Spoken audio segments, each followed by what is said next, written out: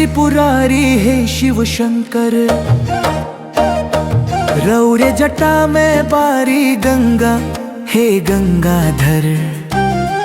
रौर महिमा बा बड़ा भारी, रौरे अनंत हे दिगंबर।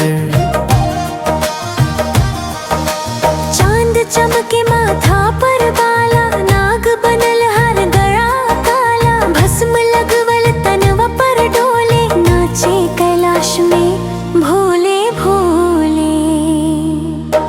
डमरू बाजे गरज गरज के, भूत गण नाचे हंस हंस के।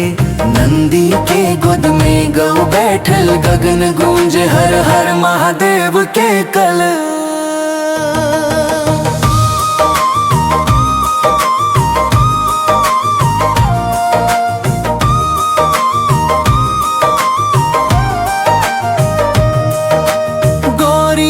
संग विराज शंभु, त्रिशूल उठवले हाथे अम्बो। सृष्टि के जनक संहार के राजा, नाम जपेला हर जीवों का साजा। कैलाश नगरी सोहे निराला, गंगा बहे जटा से उजियाला। नयन में त्रिनेत्र जुग जुग जागे, भक्ति के दीप मन में लागे।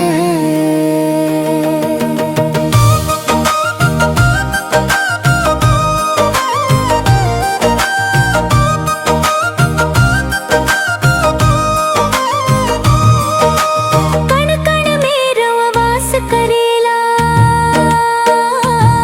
शिव नाम से पाप नाश करेला। महाकाल त्रिलोचन फुन भोले भंडारी, सब नाम तो हरे महिमा भारी। मृदंग बजे नाद गगन छुवे, साधु जन भक्ति रस में डूबे। हर हर महादेव बोले संसार, वा बिना ना कवन आधार। भोलेनाथ त्रिपुरारी दाता, तोहरे बिना सुना सब नाता। गंगा कैलाश चंद्र नागेला, सब में रहुआ शक्ति सुहागिन।